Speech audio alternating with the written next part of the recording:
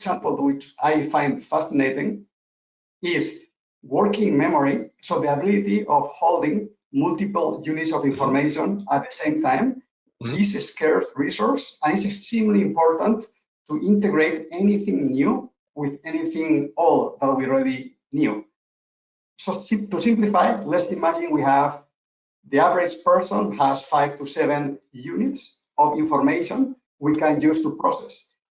If I'm out of the 5 or 6, I'm allocating 1 or 2 to some random factor that is getting me stressed. Oh, I have to talk to my boss in a week. What will the performance look like? Well, I'm already getting out of my 5 or 6. 1 is already not being useful in this conversation. Second, if I'm remembering now some very small detail that is not very relevant to the conversation. Oh, tonight I have to go to this event.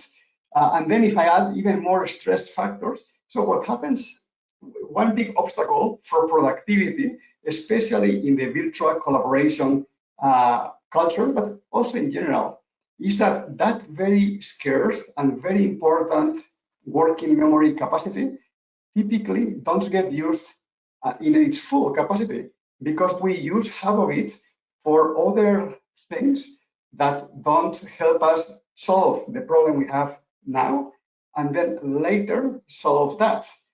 So once you know that, you become more aware of, well, again, I have to avoid distractions.